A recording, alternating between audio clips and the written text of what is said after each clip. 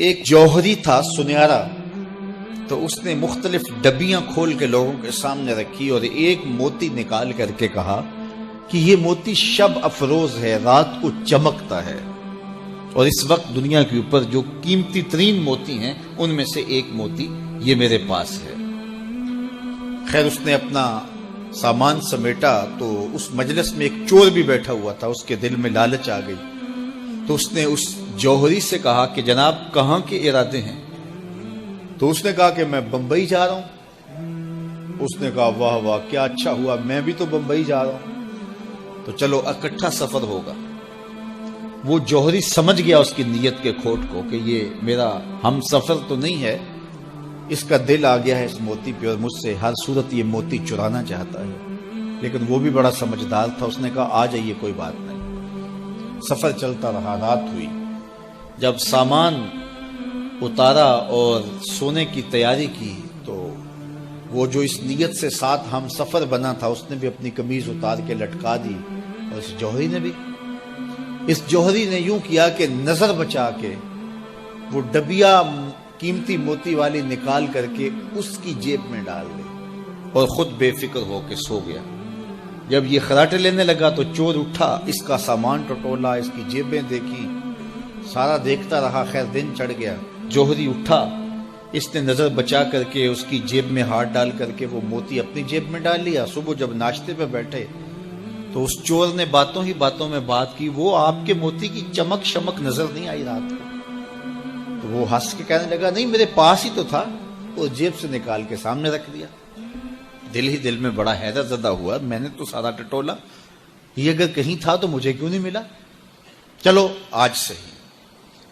اگلا دن آیا تو پھر اس نے قمیض اتار کے رکھی اور اس نے نظر بچا کے اس کی قمیض میں وہ موتی ڈال دیا اور خود بے فکر ہو کے سو گیا۔ یہ ساری رات اس کے سامان میں، اس کے لباس میں تلاش کرتا رہا اور وہ مزے سے سویا رہا۔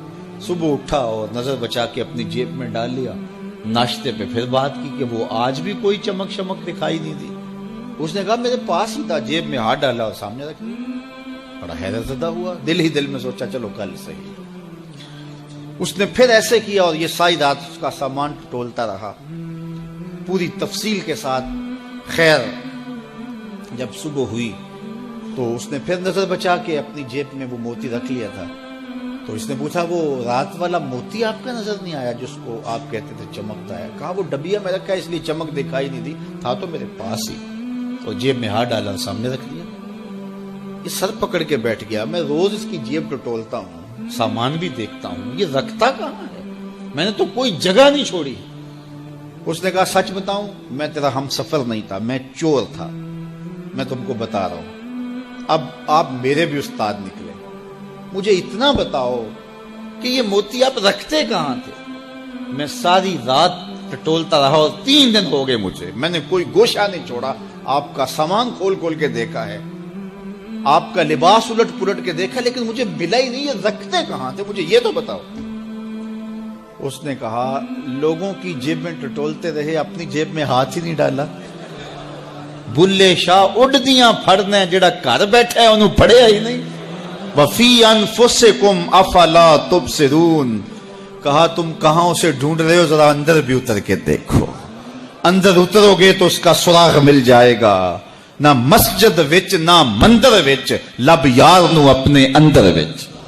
جب اپنے اندر اترو گے تو پھر سراغ زندگی نصیب ہو جائے گا، عرفان ذات ہوگا تو پھر عرفان الہی نصیب ہوگا۔ لیکن ہم دائیں بائیں ڈھونڈنے نکلے لیکن اپنے اندر اتر کے نہ دیکھا۔ تو سراغ زندگی ملتا ہی تب ہے جب اس کی چوکھٹ پہ جھکنا بندہ سیکھ جاتا۔